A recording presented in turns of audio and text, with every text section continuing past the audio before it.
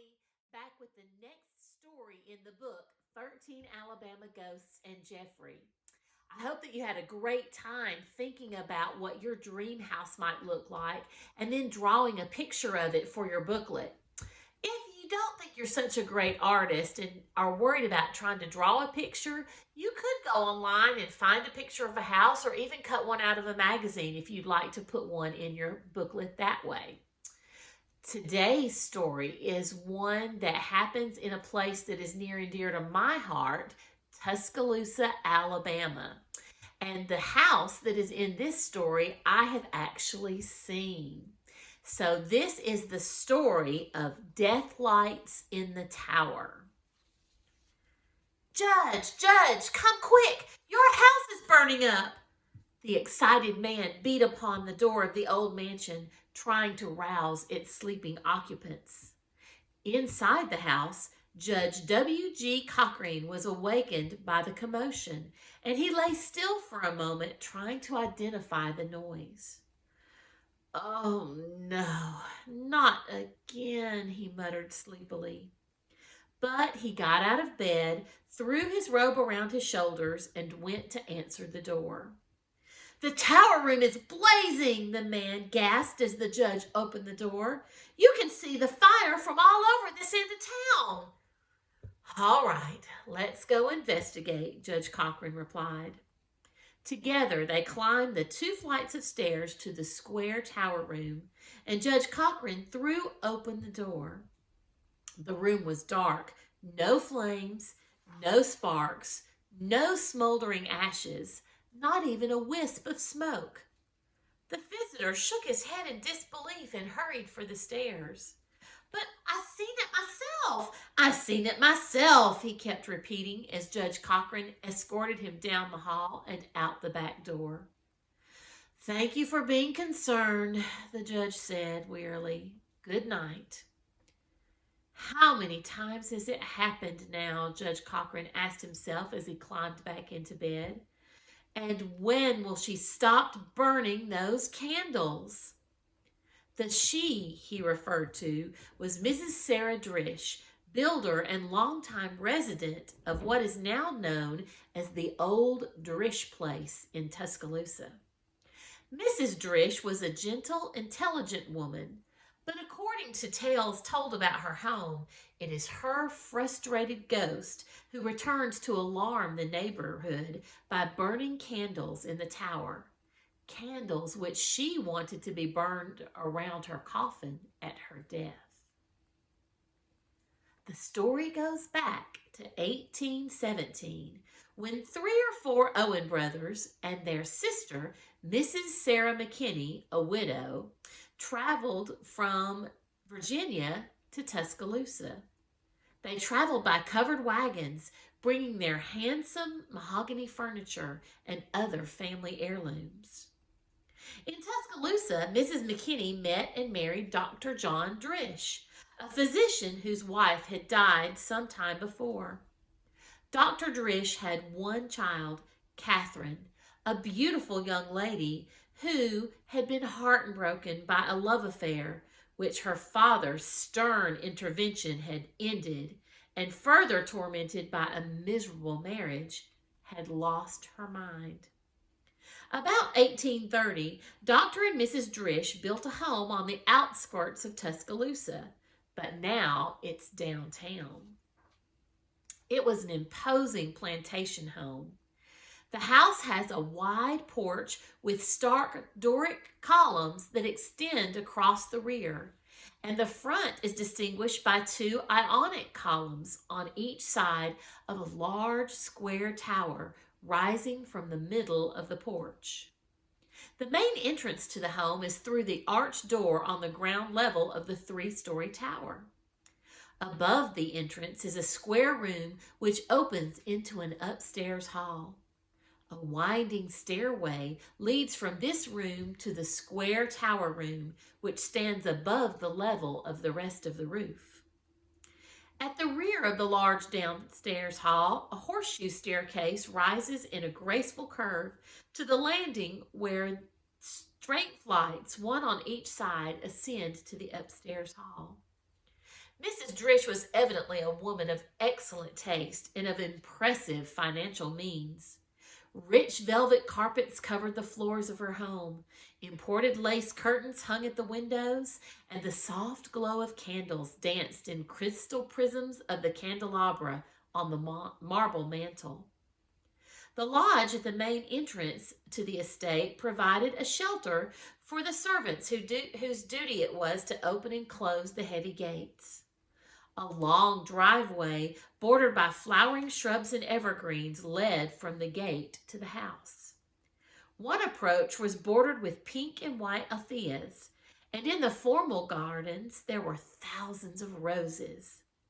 Beyond the gardens were the fruit orchards, and beyond them stretched out fields and woods. Such an elaborate estate required much attention, but Dr. Drish was unfortunately a very poor manager. It was widely reported that he gambled and drank, and did both very poorly. Often, the story goes, he would take a boatload of cotton from his plantation down the river to Mobile to sell. Weeks later, he would return to Tuscaloosa with nothing except a terrific hangover and a remorseful conscience. Usually he had to be put to bed and carefully nursed for some time. It was after one such trip that, tormented by his own guilt and by sadness over his daughter Catherine's increasing madness, he broke from the restraining arms of servants trying to hold him onto the bed. He stumbled to the curved stairway, shrieked, and died. For many years after his death, slaves on the plantation often claimed they heard Dr. Drish's stumbling footsteps, followed by his agonized cry. Before his burial, Dr. Drish's body lay in state with candles burning around the bier, the same candles that were to provide another restless spirit with a reason for haunting the Drish House. Mrs. Drish, after the funeral, asked that these candles be put away and saved until her death, when they were to be lighted again around her coffin. Following Dr. Drish's death, Mrs. Drish's niece, Mrs. Virginia Owen Green, and her husband, Thomas Finley Green, and their children came to live with her. The happy confusion of having children in the house was a delight, particularly to Catherine, who had become more and more silent and withdrawn. Through the years, Mrs. Drish maintained an alert interest in the happenings beyond her dwelling estate. Records show that despite her old age and loss of wealth, she continued to subscribe to and read the Philadelphia Times, the New Orleans Picayune, Goody's Lady's Book, the London Illustrated News, Little's Living Age, Appleton's Journal, and other periodicals. And she insisted that the accustomed ceremonies of gracious living, which had been practiced in less poverty-stricken times, be continued as far as was possible. As she grew older, she was particularly concerned that the death rites she described be observed, especially that the same candles which had burned after Dr. Drish's death light her coffin while she lay in state. When Mrs. Drish died, one of the old servants reminded Mrs. Green of the dead woman's almost obsessive wish. "Old Miss said 100 times she wanted those same candles burned," the servant prompted Mrs. Green. The niece made a search, not a very diligent one, but the candles were never found. Mrs. Green had not been present for Dr. Drish's funeral and did not attach any real significance to her aunt's request concerning the candles, probably dismissing it as a whim of an old and addled woman. She paid no heed, except for a show of impatience, when the servant kept repeating, "We got to find them candles. Old Miss gonna walk if we don't find them candles and burn them like she said. Old Miss sure gonna walk." The candles were not found, and Mrs. Drish, though given a proper funeral, was buried without their having been burned. Soon afterwards began the strange appearances of fire in the tower room. sightings for which many years caused the occupants of the house to be ousted from their beds by false fire alarms. Some people tried to find scientific explanations for the fiery lights in the tower, but those wise in the ways of the spirit world never doubted that old Miss was indeed walking and had come back to her home to burn her own death candles. Most Alabama homes are content to provide habitation for only one ghost, but the Drish House has had several ghostly inhabitants.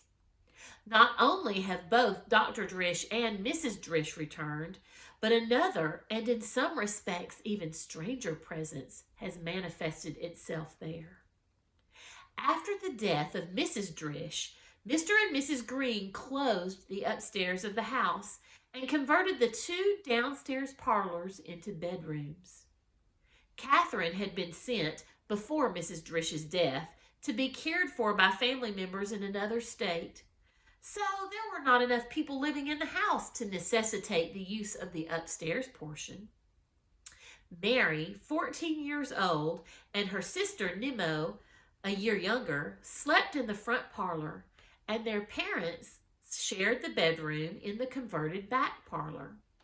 The folding doors between the two rooms were kept locked. One night, Mary and Nemo had been invited to a spend-the-night party at their cousin's home, but Nemo had a headache and stayed at home, going to bed alone in the front bedroom. Her headache kept Nemo from sleeping, but when she heard the hall door open softly, she pretended to be asleep so that her mother would not worry about her. She lay quite still and kept her eyes closed while gentle hands straightened the covers and tucked them snugly around her. Not until the soft sound of the tiptoes had died away and she heard the latch of the hall door click did Nemo open her eyes. She laughed to herself at the joke she had played on her mother. The next morning at breakfast, she confessed, "Mother, I was just pretending to be asleep when you came into my room and covered me up last night." Her mother was amazed. "I didn't come to your room, dear," she said. "You must have been dreaming." However, she and her mother agreed not to mention the episode to Mary, as they did not want to frighten her. The next night, the sisters were in their big bed, and Nemo was sleeping soundly when Mary clutched her and sobbed in fright. Nemo, wake up! Somebody came in here and covered us up. I thought at first it was Mother, but it wasn't. Whoever it was wouldn't answer me, wouldn't say anything at all." The child was almost hysterical, and Nemo was frightened too, but she calmed her sister enough so that they could go together to their parents' room. They awakened their father and mother, both of whom had been sound asleep, and told them what had happened. With Mrs. Green leading the way, they made a thorough search of the house, but every door and every window was locked. Nobody was there. Some 40 years later, when Mary and Nemo were middle-aged women, they were spending a vacation at Alabama's White Sulphur Springs, a popular resort in DeKalb County. One night, the guests were gathered on the wide veranda, entertaining each other by telling of unusual or weird things that had happened to them. Mrs. G.W. Cochran of Mobile announced to the group that she knew a ghost story more exciting than any that had been told. Her sister, Mrs. Cochran said, had come to Tuscaloosa to visit her while she and Judge Cochran were living in an old home there. The sister, young and popular, was invited to a number of parties at the University of Alabama, among them the commencement ball. On the night of the ball, she complained of a slight headache, perhaps brought on by a lack of sleep. But she got dressed for the festivity, and while waiting for her escort, she decided to lie down to rest for a few minutes. As she lay in the darkened room, the door opened lightly. Someone tiptoed across the room, and tender hands pulled up a coverlet and tucked it beneath her. The guest turned to thank her sister, but there was no one there.